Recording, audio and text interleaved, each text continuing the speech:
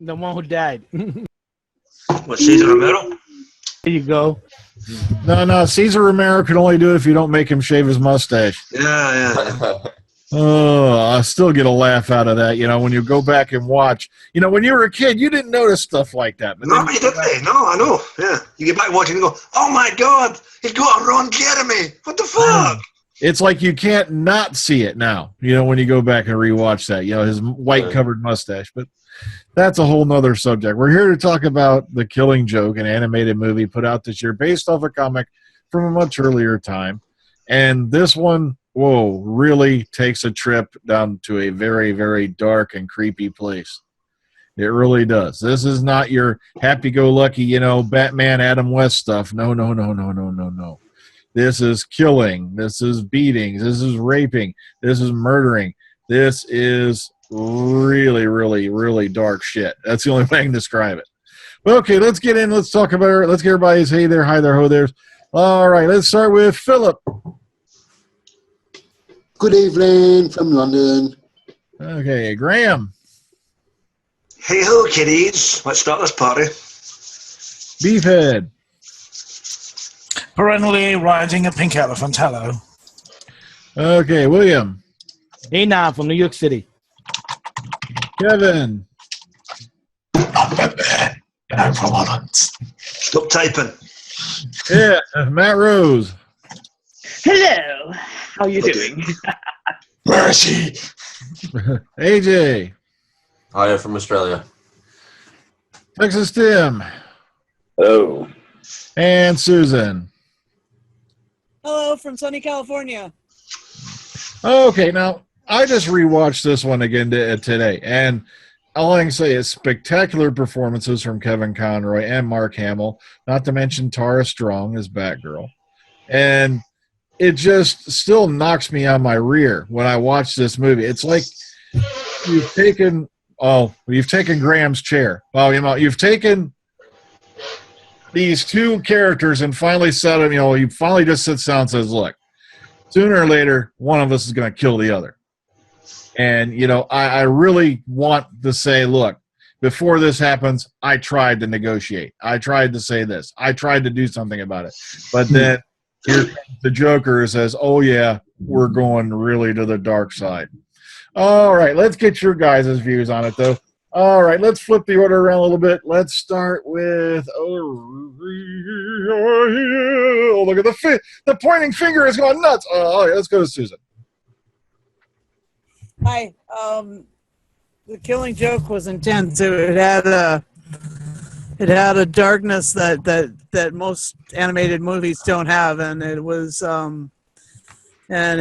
frustrating to watch the budding romance between Batman and Batgirl go completely off the rails and so sour and so destructive. I mean, talk about a dysfunctional relationship. Holy smokes. Anyway, that was intense, and I really I enjoyed watching the Joker really an interesting part of the story. He had so much pain and so much glee and destruction. It was and played perfectly by Mark Hamill, and it was a great movie. Love it a lot, and we'll keep this short and sweet, and that's what I'm going to say. Okay, let's flip on over to AJ. Yeah, I've never heard of this before, and when I sat down and finally watched it, I thought it was just brilliant. It was the most original Batman I've ever seen. I like the voice acting that was done for this. The Joker and Batman, they're brilliant on par. The only weird thing is just how adult for a cartoon movie this was, all the situations and whatnot. It was quite messed up. But overall, it was a brilliant movie, I thought, anyway. And I'll get into that later on. All righty then. All right. Let's move on to Texas Tim. Well, I watched it for the first time today. I'd never read the book. It seems to me like it's two stories kind of mashed together.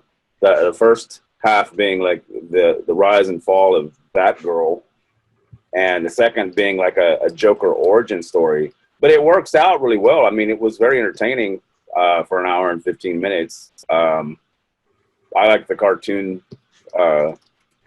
superhero movies more than I like the big screen live action ones anyway. So I enjoyed it. Okay, let's move on to Matt Rose. Go ahead. Hello. I have been familiar with this for quite some time, for over a year. First read The Killing Joke last year and quite loved it.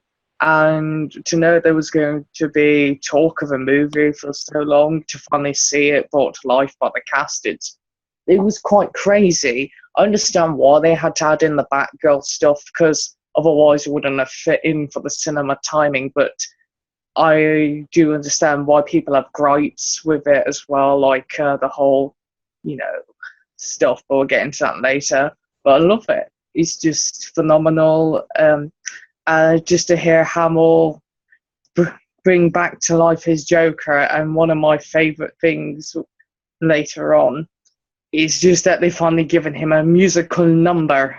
Like, they probably dangled it over him, like, this is how we can get you back if you sing the song, Mark, from the comic. But it's mad, it's weird, it's dark, something different, and it's really got such a strong casting that I'm just surprised they couldn't go even darker into it.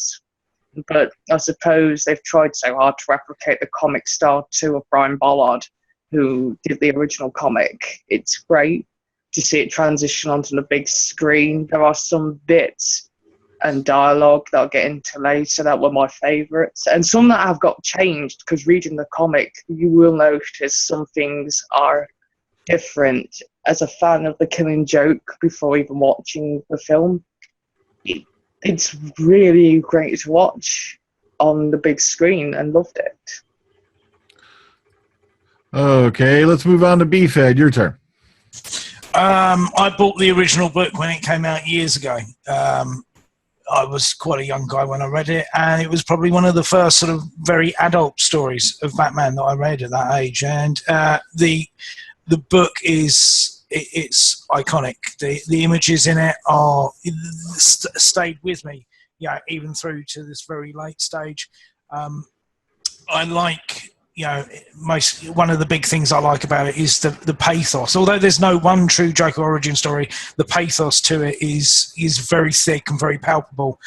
And when they said that they're going to bring it to an animated version, and it was the only thing that Conroy and Hamill would come back together to do it for, I was very pleased, because that they did get round to doing it, having done so many other big ones. And like Tim said, I do like the animated movies that they've done.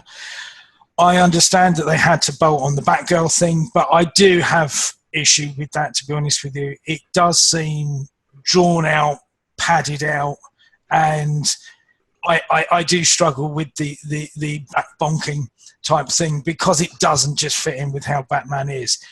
Take that away, the rest of it, pitch perfect, to be honest with you.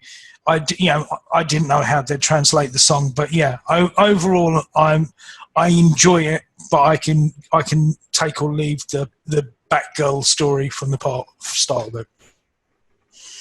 Okay, William, you're up next. Go ahead. Yeah, I'm one of those that bought the original comic when it came out back then. I think it might have been like 30 years ago. So when I heard last year that it was gonna come out as a movie, I was totally shocked, and it was great that Kevin Conroy and Mark Hamill was coming back to do the voices for that. I was very happy about that. But then watching the DVD of it, I was like Beef said, I was a little bit upset about that extra scene with Batgirl. I'm gonna nitpick about that later on. I'm gonna get in that. They could have done many different variations about those scenes with her. But when you follow after that story, it followed the book almost a little nick, exactly the way the comic is. But the funny thing is, I don't know how many people are aware of that when this comic came out, it was not part of the Batman comics. It was an Elseworld story. That's why a lot of people think when you finish reading the comic that Batman killed the Joker because he stopped laughing suddenly when you see the drawings. So that's why everybody thought it's not canon, even though we like using that word. But later on, DC decided to take out Batgirl in the comics and use that what happened in the Killing Joke as part of the mythology, and that's why years later, many years later, her character came back as Oracle. I mean, the after credit scene about her, I'm gonna nitpick about that. A little bit upset at me there, but the voices are excellent. It was the story was great. From that, the Killing Joke book was outstanding. But again, there's certain stuff that happened. But I just wish they could have took a little more longer time with the animated on it, because to me, it would have been nice if the style would have been like Brian Boland's. But if you look at his art, the way he did the story, it stands out.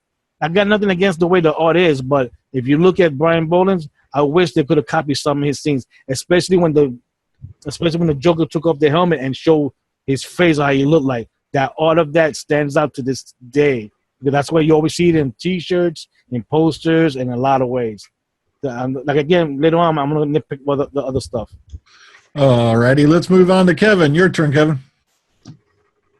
Well, I've been waiting for this since it was announced. I've heard some stuff about the Killing Joke. I've played the game Batman Arkham Origins, and it had a little part of the Killing Joke itself. You could play as the Joker, fall in the Ace Chemicals vat, and become the Joker. Just like he put his helmet off and laughing like a maniac. But yeah, there are some quotes that are really standing out in this movie. But I just didn't like the art sometimes. When I compare it to the comic book, imagery, I was just like, could you not use that? Just like William said, some scenes.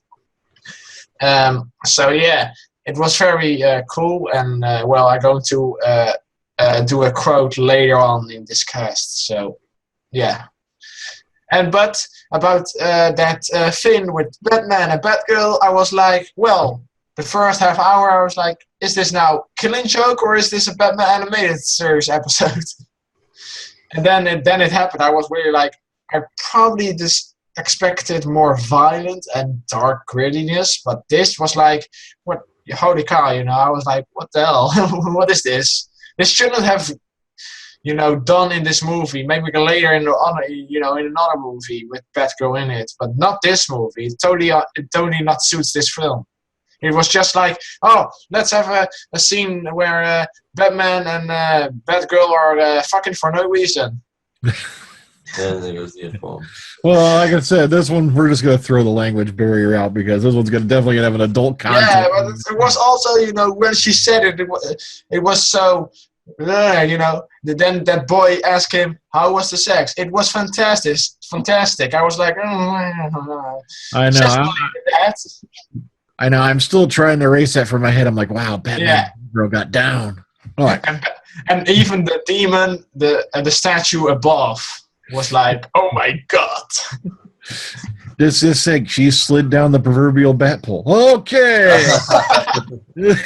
even Batman was like, well, I have nothing else to do. Let's fuck. Okay, Philip, your turn. Do you know what? I don't know why everybody's so het up about the sex scene. Because at the end of the day, Batman's got a son, Damien. So he must have had sex at some point in his life. So that's not a big. It's not a big. Let me interject there. You got to remember that this comic came out. The comic came out like 30 years ago. So Damian Wayne did not exist. No, but I'm just saying that the idea of him having sex with someone, it's not something new. We now know that he did the dirty with somebody else and produced Damien. It's not a bad thing. But I will say with the story itself, I like the idea that they've given you as everybody else says, Barbara Gordon's life story in this small thing. That was kind of cool. I think the only thing that I got threw me off is when you're watching a show, and then when you get to the bit where the Joker is doing his little song and dance bit, that kind of jarred me a bit because I'm not used to seeing him do that. So it kind of put me out of place there. The overall tone of the movie, yes, it's dark in some places and it's very well done. I like it. And the bit where the Batman grabs that villain at the beginning of the movie where she, I'm going to need time alone with him, and then you hear the off-screen scream. I thought, okay, I'm sitting there thinking, what did he do to that man? Did he poke his eyes out? I love that bit. So overall, it's a good movie, and I don't know what I feel sorry for kids that want to watch that movie and they can't because it's kind of very adult orientated, so they're going to be a bit put out. Well, yeah. Those kids will get nightmares. Yeah. Even Mark Hamill said it at the Star Wars celebration.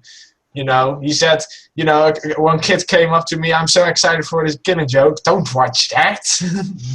Well, it's rated R for a reason. Come on. Yeah. Okay, Graham, your try. Go ahead. I'm going to shock a few. I'm going to agree with Philip to a degree. I really don't see the issue with the whole Gargoyle being a pervert scene. Now, it's not as if this is 18, 19-year-old student Barbara Gordon who's used to it at college. They're talking to somebody who's pushing towards her 30s here. 20s.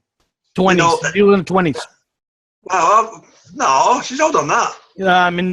In the book, Bruce Wayne is 7 years older than her. Well, there you go. It's 7 years. It's not as if it's bloody well Anna Nicole Smith going after that rich Texan. I mean, I don't complain, Graham, but it's just like, why? Well, I'll tell you why. Because in the book, Barbara Gordon is just a plot point. In this movie, you need a reason to care about her. Hence, the lead character needs a reason to care about her. That's why. In the comics, she's only in it to get shot. Yeah, Batman was like, still got it. With regards to the movie itself, yeah, what Tim said, Texas, you know, you basically get two bits here. You get the add-on bit with the kind of, you know, somewhat of an origin story to see how Batgirl fits into all this, because they've got to obviously flesh her character out a bit, because she's only in the comic for like 3 panels. That wasn't bad, you know. It gave you an insight into her character. Tara Strong, as ever, was great in the role. Kevin Conroy is always awesome as Batman. And then with the whole Killing Joke, again, you've got to flesh this thing out. You've got a 48-page comic. So the first 28, 30 minutes, some may call it padding. I reckon it works. You know, you've got the whole scene on the boat where the mobsters get their brains blown out and there's blood all over the place. And I loved that. You know, it got into the psyche of both Batman and Batgirl when it came to their relationship with one another. Bonking aside, I really don't have an issue with it. Mark Hamill, fantastic as ever. And huge praise to Ray Weiss as Jim Gordon in this, because he had very big shoes to fill, taking off the way Bob Hastings. So, no, I can't complain. I enjoyed this. Okay, yeah, I can't complain either. I really enjoyed the movie. It had a really weird tone to it, you know, really dark, really creepy. It kind of like takes you down that dark path. It's like, wait a minute, you know, it's like you've had these two going on and at it, but nobody ever really sits down and contemplates that sooner or later one's going to have to take out the other, you know. So I really love the fact they touched on that in the movie. But let's start with this talking point, because I know this is one we've kind of talked about, but, you know, let's throw it out here for the whole group. Batman and Batgirl got down. Get down now! Yeah. Sorry, on you go. Well, my question to that would be, obviously he knows that she's the commissioner's daughter and she knows who he is, Bruce Wayne, which I don't think was the case in the old TV series, was it? No, that's a funny part, because I don't think she knew by that time that he was Bruce Wayne. Especially in the comics. He calls her Barbara several times. Yeah, because he'd been knowing her for a long time. Good. You see, growing up in my generation, and now I'm picturing Yvonne Craig jumping up and down on Adam West. No, hang on. No, wait, that's Cap Batman. This is mere. You know, I can understand for the hardcore fans who might have an issue. It screws, it fucks the mythos out the window and all the rest of it. But it's not as if she was a teenager. Calm the fuck down. No.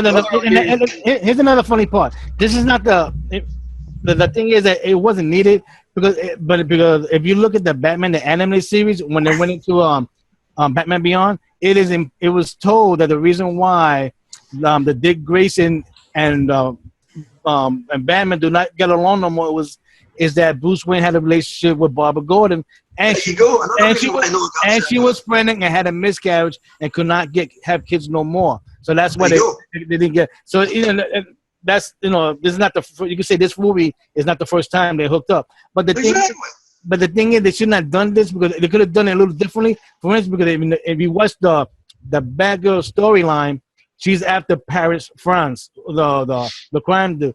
Now they're gonna tweak it a little bit, like Paris, France was a person that could change his looks like that, and then you could have done it that she could have met Paris, France, wearing one of his disguises, and hooked up with him, and not listen to Batman advice. Is that you were getting too personal with this case?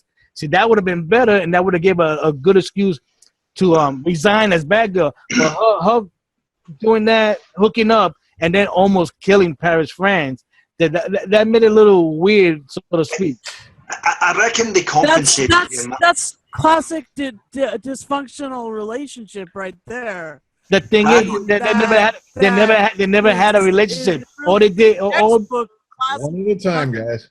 You got to remember that, and in this storyline and in the comics at the time, then he had like a relationship because Barbara did not know that Batman is Bruce Wayne. All he was a teacher, and you can almost say like maybe a father figure, but especially a boss because he always ordered everybody around. So in a way, she wasn't listening to what his vices was. That's a come, and then in her reaction to him, putting her in her place was to kiss him and then do it like that. That a little bit pissed me off because that made the Barbara Gordon Batgirl character very weak. That's the way she could handle being scrutinized by Batman. I didn't like that.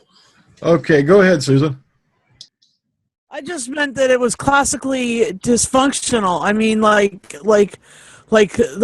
it was always about power and not about love. It was always about forcing each other to do the right thing or the wrong thing, or in this case, the wild thing. So it's just like what that is. I think we just lost Susan. Well, I was imagining this scene with Commissioner Gordon and Batman. Like, Gordon, I have to tell you something. What is it, Batman? I fucked your daughter. Oh my God!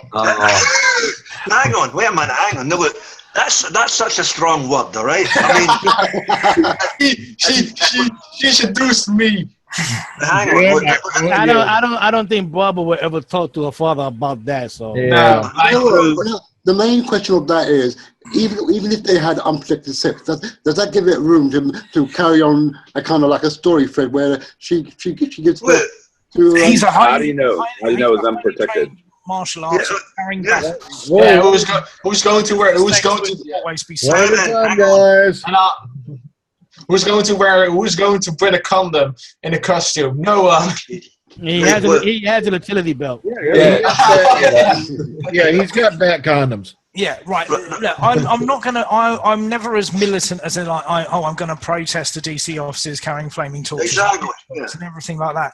But and I'm not saying I'm a complete and utter purist and everything like that. But I'm in agreement with Will in the sense that I've always felt, certainly with your second tier stuff like Robin, Nightwing, Batgirl, that it is a family structure in the sense where Batman is the patriarch.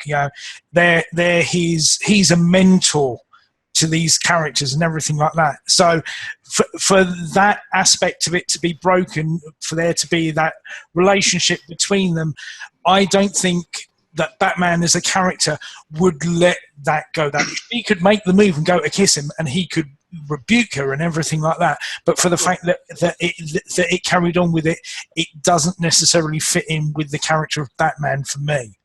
That she could have made the move, and he could have rebuffed her.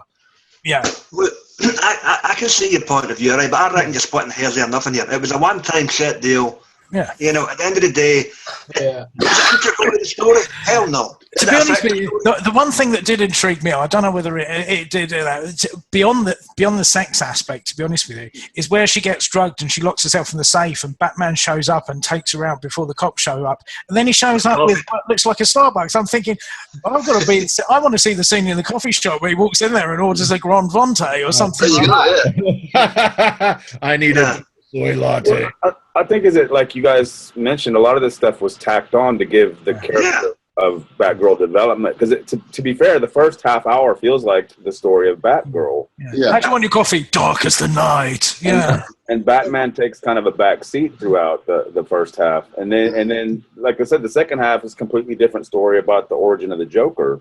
So I'm guessing it's because all this stuff was added in, like you guys said. It wasn't originally about Batgirl. No. That's why I don't have an issue with it. At the end of the day, if you're a purist, I can understand why you'd be pissed about it. But hey, it's an R-rated movie, and they wanted bang for the buck. Deal with it. Move on. Yeah, they got the bang, but not right. You know, they could have done a better way of that. So, in what context is this timeline where Robin is concerned? Does he no longer exist in that kind of timeline? I think at that time in the comics, Robin was no longer with Batman, and he already became Nightwing. Okay. Yeah. Okay. Yeah, he was a right dick.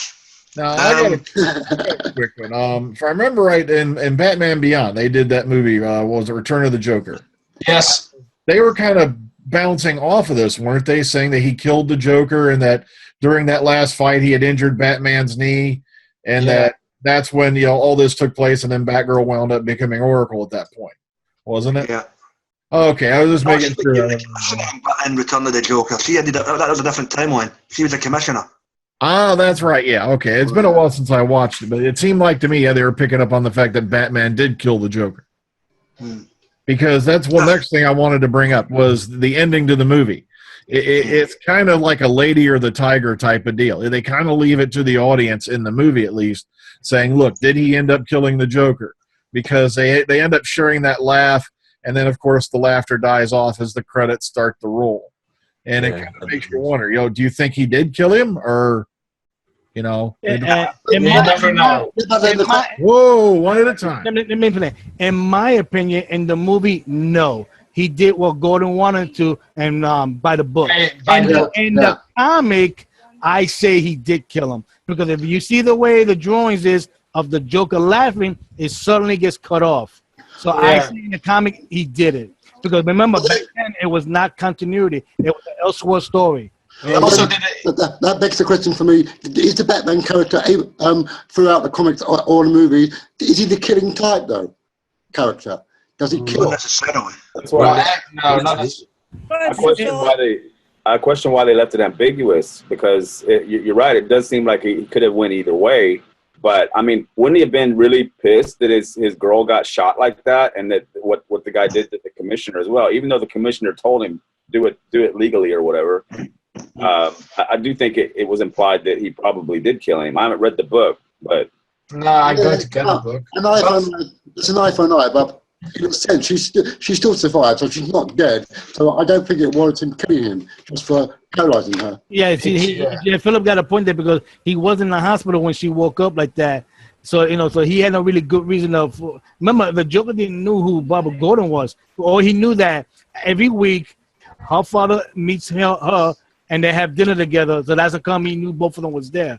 That's how the Joker knew that. He didn't know nothing about Batgirl, because if he knew she was Batgirl, oh boy, he would have slaughtered her. He would have killed her.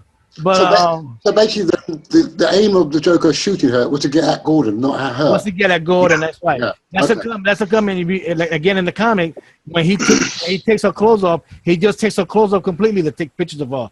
But in a way, in this movie, it doesn't say it, but it's a little bit implied that he might have raped her, because when Batman was talking with the prostitutes, they used to say usually when he breaks out he gets one of us, but I think he met a new girl. So that's like the writers of this movie made they made a mistake. They should have corrected it, but that's why right there people are a little bit pissed off about this.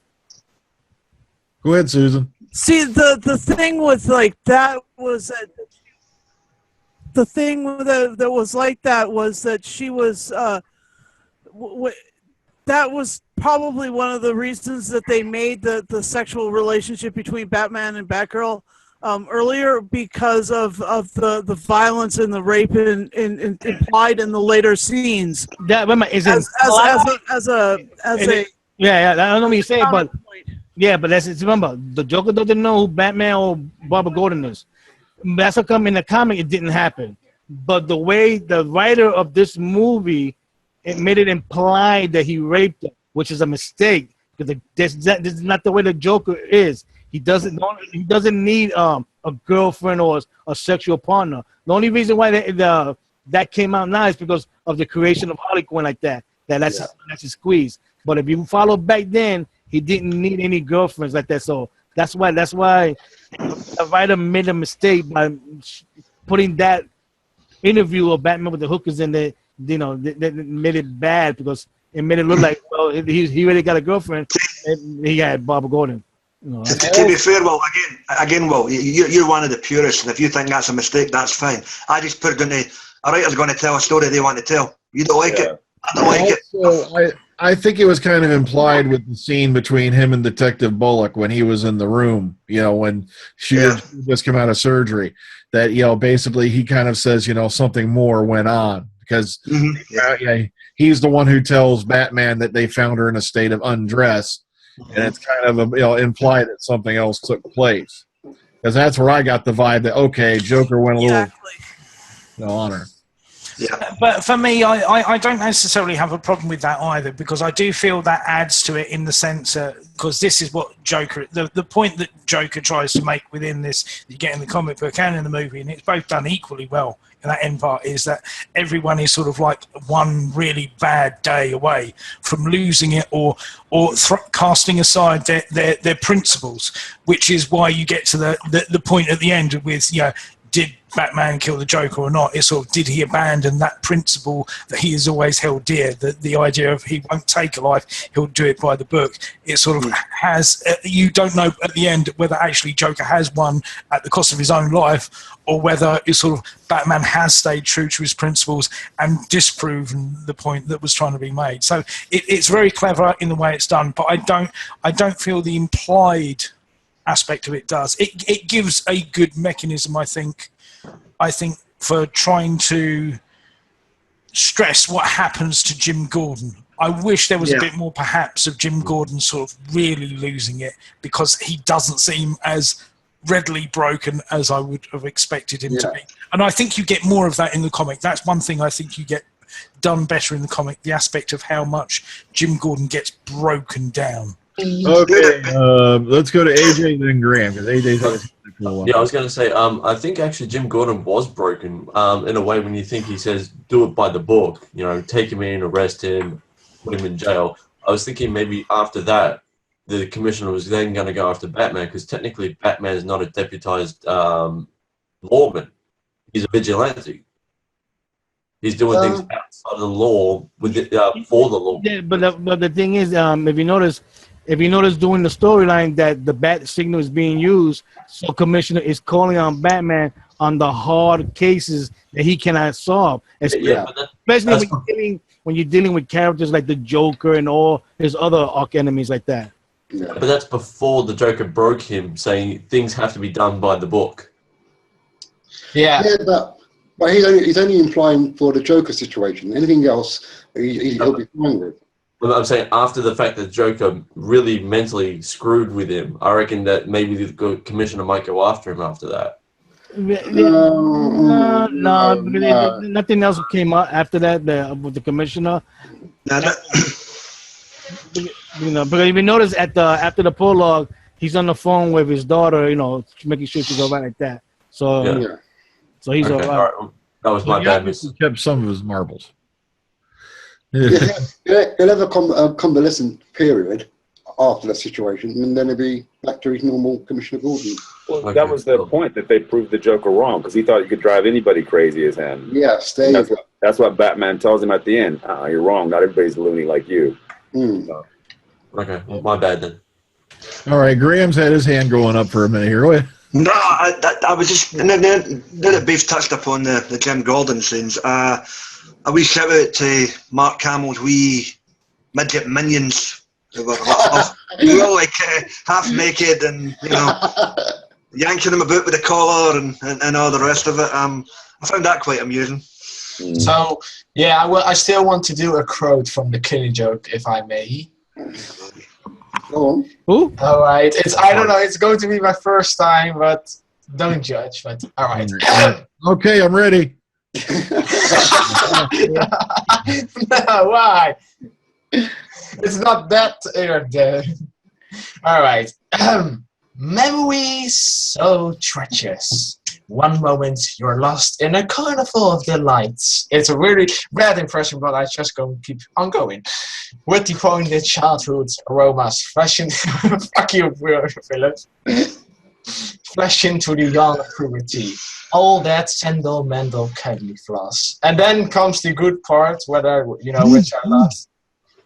Next, it leads you somewhere that you don't want to go. Somewhere dark and cold. And it fills with the damp and vicious shapes you think you hoped were forgot. Memories can be foul. Repulsive little grooves like children, I suppose. And that's it. I'm about to say, for a minute there, you sounded like the clergyman from The Princess Bride. Andre the Giant, we hardly knew you. It was a try. Come on. Memories. Here's a little nitpick that I think some of my might not caught it. What a little bit tipped me off is that when Batman was in the Batcave and he was using the computer, they show all the different images of the Joker. And of course, one of them was him with the fish, based on this book. And then the other ones, what I didn't like was they had a picture of him with Harley Quinn sitting on his lap. I said, wait a minute, this character wasn't created yet. That made no sense. And that's not nitpicking at all. No. Because again, remember, like the lady said that the Joker already had a squeeze like that. So we all gonna think that it's Harley because the way we be seeing her all these years now. I mean, to be fair, although the comic took place before the creation of Harley Quinn, they're pretty ambiguous in terms of where they're sorting this in the timeline. I mean, I wouldn't pull your hair out about it. No, you've got much left to pull out. I mean, sucking it. Ooh. Right here, buddy boy. Yeah. Oh man! Like I said, this movie was really dark. No, I just got a picture in my head because I want somebody out there. If you have any type of animation ability, and if you think you can get away with it, someone needs to make a version of The Killing Joke with Bugs Bunny and Elmer Fudd. Oh. No. I killed the rabbit. Now that would kick ass. Okay. And one of us is going to end up killing the other. Well, he killed the Joker in another story, The Dark Knight Returns. He killed him there. Yeah, but that took place way in the future. Yeah. Oh, okay. When they're very old. Yeah. After Peter Weller was RoboCop. Anyway, Okay. The funny thing is, the only thing is that maybe there's only one or two very memorable stories that might have been elsewhere that now needs to be done on video. Just for by Gaslight. I was going to say. Gotham by Gaslight, and maybe the one when he finds the Green Lantern ring. In Darkness Night. That's another one. Yeah, I was going to say to you, what comic need to be made into animation? Hang on. Well, I've got a question. You said you had a nitpick about the post-credit scene with the whole supposed thanks. Oracle thing. Yeah, go ahead into that. Yeah. The only as we know, like after the credit, you see Barbara Gordon going and talk to her father. Then she goes in the computer room and activates. The only thing that I'm nitpicking, I wish there would have somewhere in the corner would say a year and a half later passed by, because of course the surgery that was needed for her spine and the physical therapy, and of course Bruce Wayne buying all that equipment for her that she needed it if she wanted to do the Oracle thing because of all the time it would take for her mental. Was it not fairly obvious? I mean, I think it was. I made it look like it was maybe. No. Yeah, that was obvious. Nah, because in the comics, that wasn't. You gotta Yeah, remember, I think it was kind of implied that it had to be some time later because there's no way they just popped a secret room into her apartment with we know that, but remember, like in the comic book, she didn't become Oracle for more than 10 years. Yeah. Long time. Again, they're telling the story they want to tell. Well, I mean, I don't know what to tell you. It was post-credit, 10 seconds, really. Yes. They wanted to show you- She obviously took out the shoe closet. they wanted to show you what her fate was.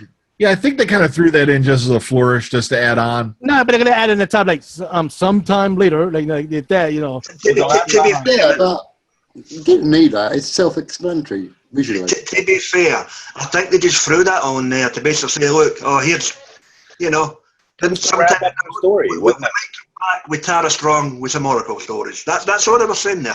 That's all they were saying. I did walk away from this movie with one major question.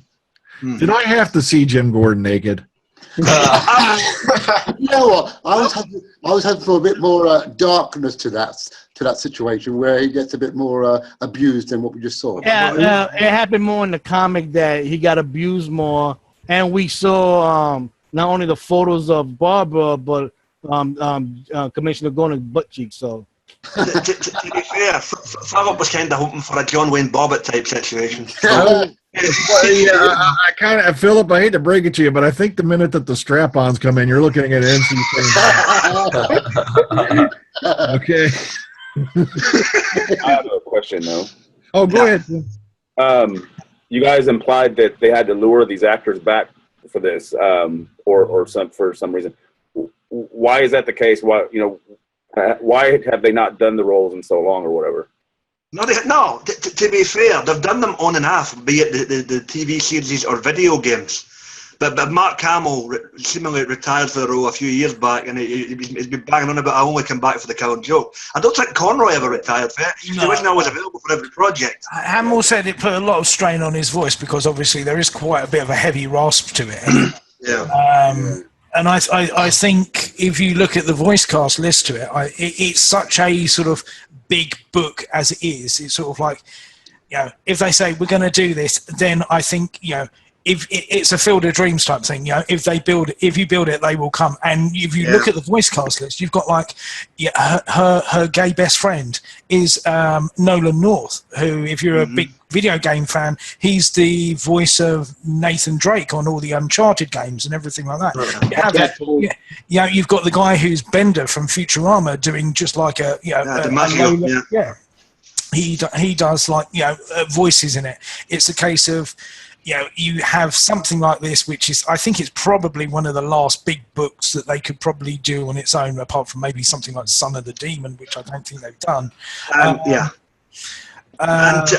Sorry, Tim, that's it. It's a case of just getting. I think you have to have something big just to get the band back together. Well, to be fair, not to mention Hamill's kind of busy right now, doing that whole Star Wars thing again. At least till they kill him off. And to be fair, and to be fair, this is done now. It's in the can, and not one of them has intimated this will be the last time. They've even come out and said, sure, I'll do it again. So maybe this has reinvigorated them to keep going with later projects. Yeah, plus I think Hamill loves doing the Joker too much just to give it up, offhand. Yep. Yeah. Okay. Talk about a guy who overcame his typecasting from Luke Skywalker to the Joker. As I always say, you've got Cesar Romero, you've got Jack Nicholson, you've got Heath Ledger, you've got Jay Little, but no, Mark Hamill the Joker. Sorry, kiddies. I'm sorry, I still picture him as that guy from Wing Commander. No, I'm not talking about that piece of shit movie. I'm talking about the CD games. Go ahead, Sue. Matt Rose, you said there was something that you were going to ask. Me? No, Or just something that you were gonna say later? yeah, earlier there are a lot of similarities to the comic, but a lot of stuff obviously has got rewritten for this film. But they never mention like madness as the emergency exit. It's like some of the lines had to be cut or rewritten for this film. How dare they? Well, besides bat bonking, as you've all clearly covered. Yep. It has some really iconic scenes and All right, lines yeah. have changed, and it's been quite an enjoyable film. And going back reading it afterwards, I can now see Hamill in the comics and everybody do their voices, but they've probably had to push some things for time, like some lines at the end, like the joke at the end seemed really fast rushed. In the comic, You know what, Richard? When I watched it at the end of it originally, I didn't get the joke at all. But watching it again today, I got the joke now. I did get it eventually. I thought, oh, I see. Well, Philip's got a brain after all. I'm scared. Yeah, I did get it. Yeah, I did die laughing. The funny part is, I got a good laugh out of that joke he told at the end of the dude with the flashlight. I was like, Yeah, that was funny. Yeah, no, we got it this time. Yeah. We barely touched upon it. What did you reckon the whole black and white segments for the supposed origin story this time around? I kind of like the way they did that because it kind of helps you separate what's flashback and what isn't. Yeah. And also how they kept his real identity ambiguous. Like, they didn't really give him a name. He was just a face. Yeah. Yeah. Like, I reckon his name was That's what I wanted to ask. Yeah, Will. Yeah. This the Red Hood bit. Is that how the Joker originally the Joker originally worked before he turned into the Joker? Okay, that the Red Hood storyline that was done, I think, in the 40s or early 50s. It is implied. Remember, the Joker always said, "My origin is the way I feel like telling it." So in one of Batman's unsolved mystery, he was after a crook named the Red Hood. Right. Yeah. And that he escaped from the chemical thing. So like somebody used that storyline to make it like the Red Hood was a nobody. It was just a bunch of gangsters using different a variety of people to break in, and then they created the Red Hood. Like they did with the you haven't watched it, the Gotham season 1. They used the Red Hood with different people using. Yeah, there you go. Oh, shut up! I'm still watching that. Oh, sorry, my darling. There you go. See, they use something like that now, so that makes it ambiguous. That, like the Joker said, maybe that was me. Maybe it's not. Maybe this is the way it happened. We don't know. But he always changes his origins. We never know. Remember to watch Gotham, aka Batman Not Included. Oh, I'm going mad. I had my reservations. I'm enjoying the hell with it. Get a chance, Brian. good man. There you go. See, I told you. Yeah, pretty soon you're going to have Krypton, which is Superman Not Included. Oh, God. That was small, wasn't it? Ooh, get out of that. Okay, any other major points on the movie we want to touch on before we rate the sucker and put it to bed?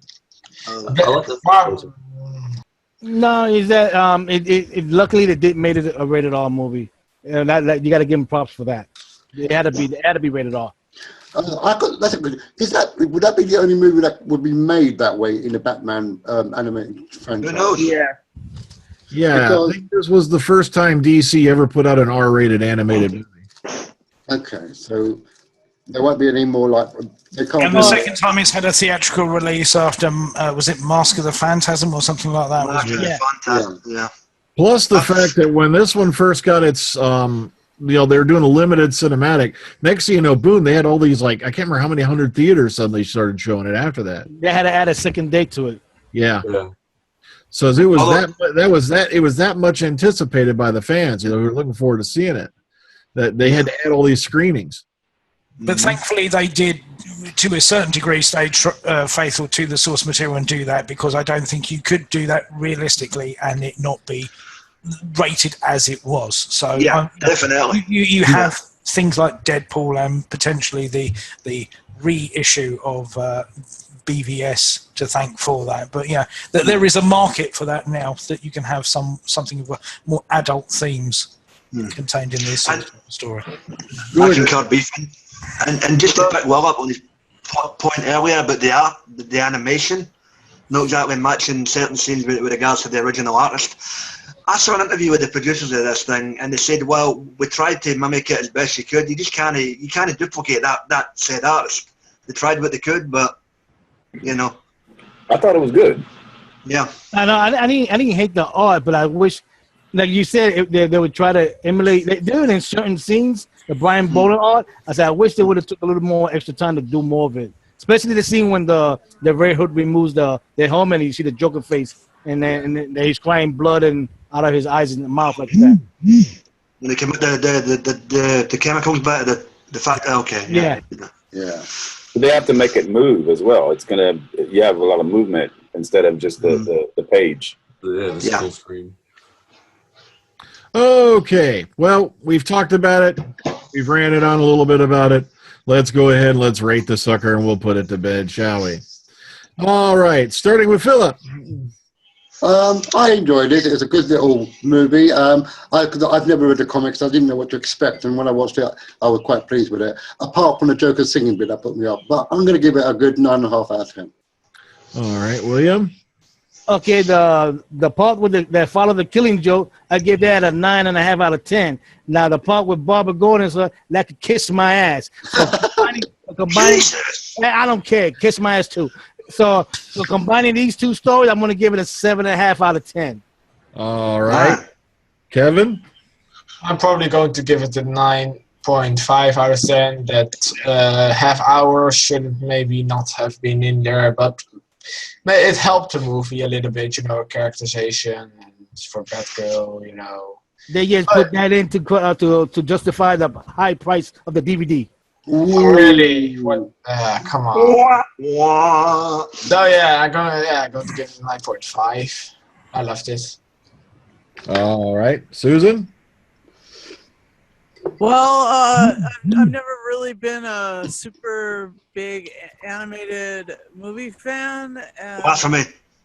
Not a certainly not the Batman series fan. So I really didn't have a place to put this in terms of like comparing it to something. So I'm just gonna have to do a standalone 7 because I don't really know. But I really liked the darkness. Okay, Matt Rose. Hello, for DC getting the band back together with most of the animated cast, for now understanding the Batgirl story more, and for being such a Mark Hamill fan, I'm going to score it a perfect 10 and fill it. Did you just make a joke? He can do a better joke impression than me. It's because I scored practice. 10 out of 10. Go play Batman and Robin, the Joel Schumacher film. Oh my God! Brian Dutchman. Okay, Graham, go ahead. Bats bonking and bitterness. Oh my. You know what? I enjoyed the hell out of this. All right, people are going to gripe about the first 28 minutes. It's a story they wanted to tell. You got your R-rated movie. 9 out of 10. All right, Beefhead. Yeah, I do agree with Will. The end of it is a 9.5. The first part I can take or leave it. I'm not going to say kiss my ass, but I know what it's there. It serves a purpose. Exactly. For me, to be honest with you, it's always been a case of as well. You walk away from this and you actually do have a feeling for the Joker. It'll be the second time I've used in this cast, pathos. It's superb. I do love the sepia tones that you had in the comic book. To be honest with you, my favourite character out of all of this is none of the principal characters. It's actually the guy who sells the theme park who's just stuck on that mechanical that was good. With the maniacal grin. That's one of the images from the comic book that lived with me for it. So yeah, the end of it is a 9.5 out of 10. If you put it as a complete package, I'll be generous and give it an 8. And hopefully this is the last of the crap impressions of the cast. Yeah, that was pretty good. Okay, AJ. Yeah, I'm going to give this a 9 out of 10. I've seen the Batman animated series before, but this for a dark, gritty, adult story was awesome. Okay, and Pause. Snip. I don't know. I'm waiting for Tim to get back. Oh, okay. And Texas Tim, what's your rating on this one? Sorry. Okay. I would give it a 9. I thought it was an enjoyable movie. It was entertaining. I didn't know anything about it going into it, and that's a plus, I guess. So yeah, 9 for me. Okay, I'm going to throw this one a 9. I really enjoyed it. I love the way they kind of give you a Lady or the Tiger ending there, where you're sitting there wondering, okay, did he kill him or didn't he? You know, how did this go from this scene? And the way they just kind of faded out with them both laughing. You know, sure, they threw in the Barbara Gordon becoming Oracle as a flourish. You know, I think they just threw that on to throw it on, saying, oh, look, she's got some hope for her future, blah, blah, blah. I think that's why they did it. So 9 out of 10 for me. Okay, 2 weeks. We're going to come back, and I think we're going to go ahead and we're going to do Suicide Squad. I saw that last week. That was awesome. Quite. That was awesome, yeah. So we're going to sit down and talk about that. Oh, So dear. until next time, everybody, oh, that's right. And sadly, yeah, we heard today that Kenny Baker has passed away, and I thought I should mention That is sad news. Yep. So it's sad to hear about that, and just want to say, wherever you are out there, rest in peace, Kenny Baker. Yeah. May the force be with you. Oh, for God.